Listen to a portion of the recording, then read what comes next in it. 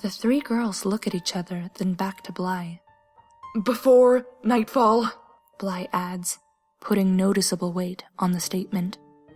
They leave the cabin in a color-coded line, Bly in her blue coat, Gretchen in her dark brown woolly coat, Stella in bright green, and Coley in purple with a fuzzy white collar. They appear to have stepped out into a giant Carbon River snow globe. Beyond the first few rows of trees, the forest all around them is obscured by misty white. Just above the horizon, the sun wades into an otherworldly pink and orange sky. I'm gonna follow the tracks I just left from the front door, says Bly. Walk single file behind me, and only in my tracks. The tracks to our left are Shauna's from when she left the ranger station. Do not touch them. This is what you were doing instead of fixing the generator? Said Gretchen, already bored. Just watch her tracks as we walk, and you will see what I mean in a minute. Shauna's trail curves right from the cabin door, past the window, past the olive-green ranger jeep, toward the parted trees, indicating the path to the ranger station. The four girls walk in silence, Coley shuddering every time the wind howls, and Bly pointing at Shauna's tracks every few yards. 20 feet from the edge of the woods, Shauna's tracks stop. Coley, Stella, and Gretchen stand in the snowfall, staring and saying nothing. They take turns glancing at their surroundings, finding only the tracks leading from the cabin, and endless, undisturbed white in all other directions. Gretchen looks at Bly and finds her staring upward again, scanning the treetops with moist eyes, clutching the hilt of her hunting knife in a white-knuckled fist. "Bly," says Gretchen slowly. "I'm not crazy, right?" says Bly in a low, unnaturally calm voice. She points her blade to the ground. "The tracks, they just stop, right?" "Bly, what is the knife for?" Bly doesn't hear her. She turns slowly in a circle, watching the treetops. Now Coley and Stella are doing it too, unsure of what they're looking for. Gretchen repeats Bly's name, but Bly ignores her and says, "Do you guys have any thoughts to add?" "They're just tracks in the snow, Bly," says Gretchen.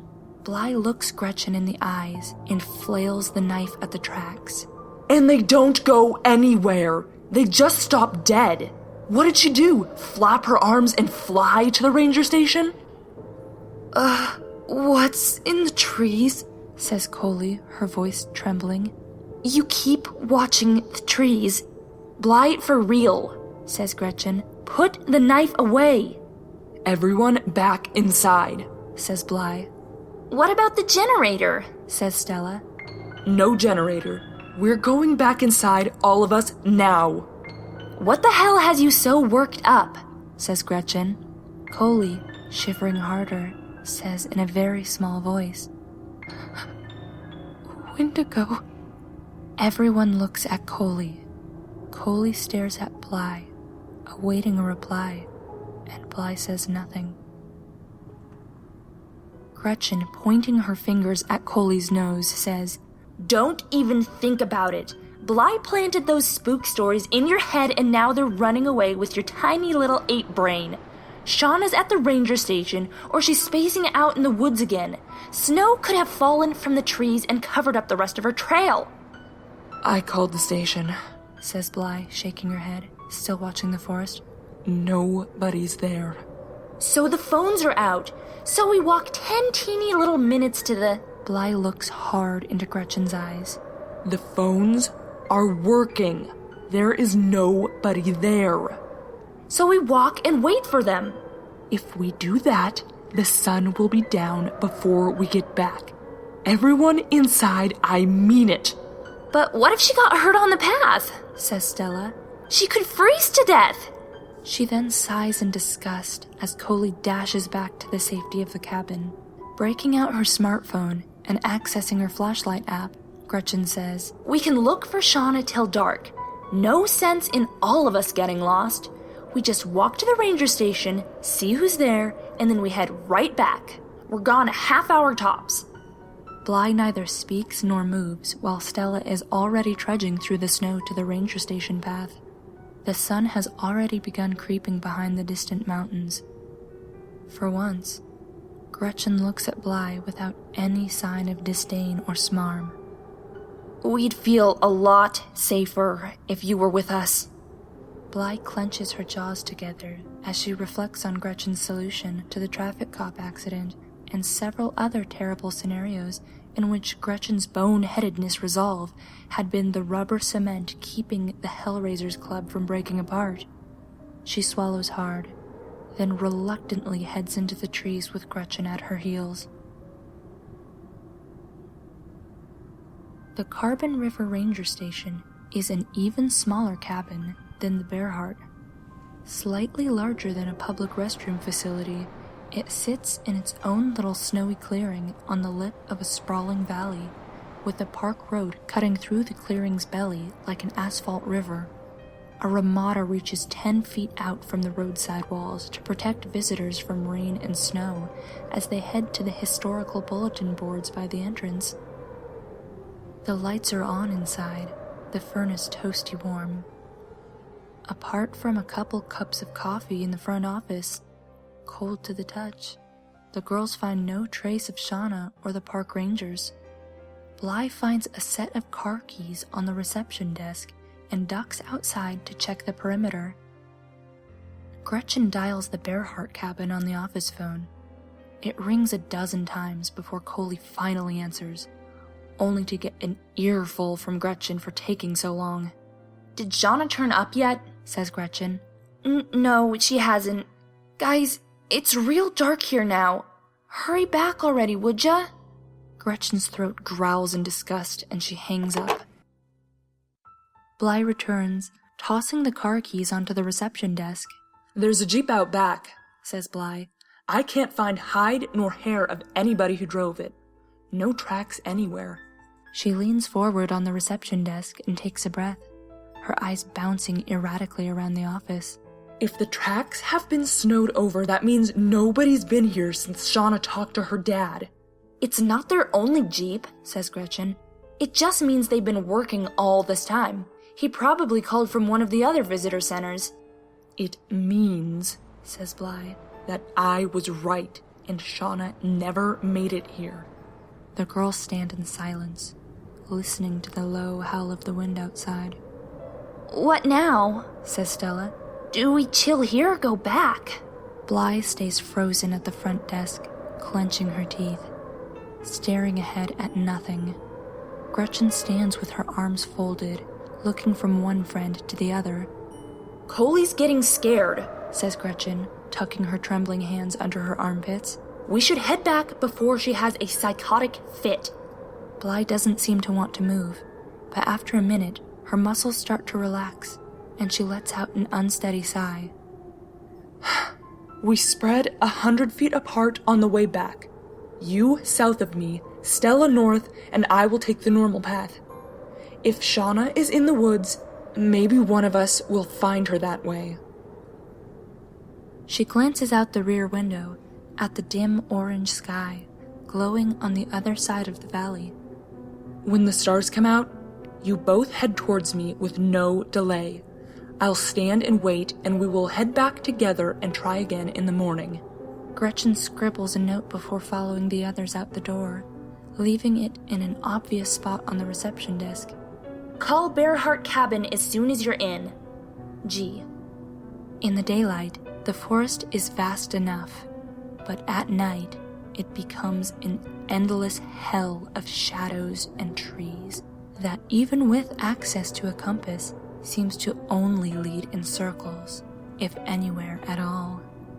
Even Gretchen's echo refused to answer her cries to Shauna. When the first star shines in the sky, Gretchen accesses her compass app and starts heading north. After a minute stumbling through the forest, she reaches the cabin trail at the same time as Stella. "Where's Tonto?" says Gretchen. Stella looks around them. "You don't see her?" They waste a few minutes circling the area, calling Bly's name, neither one leaving the other's sight. There's no response. "God damn it!" Gretchen snarls. "Stupid squaw! We can't find either of them in the dark," says Stella. "We need to head back. I'll bet you even money she's already back at the fucking cabin," says Gretchen. Then she shouts into the trees. "Enjoy sleeping in the woods tonight, Shauna, you half-breed slut." Neither Gretchen nor Stella says anything on the brisk walk back to the cabin, hoping to hear anything that sounded even remotely like Shauna or Bly. They only hear the rustling of tree boughs and the crunch of their boots in the snow, and the low, steady howl of the wind. A nagging feeling tickles some primal part of Gretchen's psyche, like the forest itself is watching her. She refuses to turn around and look, like Stella did every 6 seconds. Now and then, a cold gust of wind rolls through the trees to chill them to the bone and wrinkle their noses with an ancient, rotten smell from deep within the forest. Each time they smell it, the scent is stronger, as if it's gaining on them. And each time, Stella quickens her pace, forcing Gretchen to do the same. By the time they break out of the woods, they're moving at a dead run. Bly isn't at the cabin, only Coley, trembling in the corner by the fireplace. Midnight, outside the storm howls on, playing soft, hideous droning notes on the cabin chimney. Coley huddles by the window, staring out at the surrounding woods, trying not to shiver or sniffle, and failing at both endeavors. Stella and Gretchen sit in the warm orange glow of the fire, now the only source of light in the entire park. Thick shadows carpet everything beyond an arm's reach of the fireplace, and past the kitchen door, the building ceases to exist. Stella tosses another log on.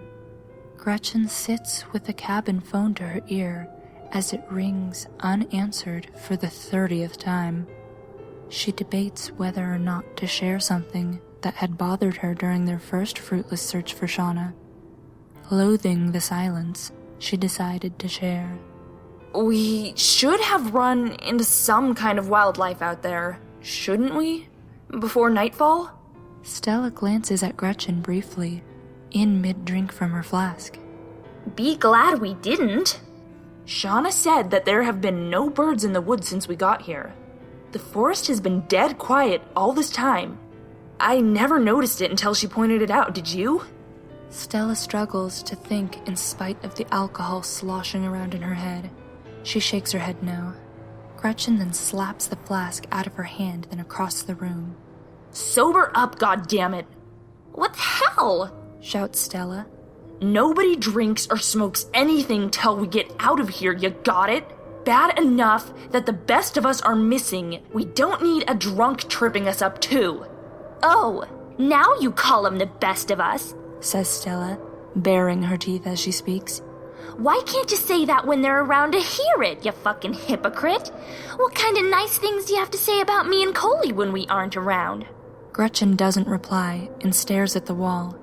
Her phone call remains unanswered, so she hangs up. Stella sits fidgeting quietly, already missing her flask, but not daring to retrieve it. "Something scared them off," says Coley after a long silence. Stella and Gretchen turn to Coley and find her still staring out the window, watching the woods, with eyes that seem ready to pop out of her head and bounce off the glass. "When the animals get scared," she said, "they don't hang around what scares them. They leave. That's why it's so quiet here." Coley looks at her friends over her shoulder. "Something new moved in. Something that doesn't belong here. Don't start with that Indian legend bullshit again, says Gretchen. What the hell are you talking about? Says Stella. Don't you listen to anyone but yourselves? Snaps Coley, frightened tears welling up in her eyes. The Wendigo! The snow demon that brought the storm and trapped us here. Bly said it's giant and gangly and has huge orange eyes the size of Jeep tires and teeth the size of gravestones and smells like an old slaughterhouse. It hoards human flesh in pots and containers, and it's always hungry. It's only taken us one by one because it loves to stalk and torment its prey just for the fun.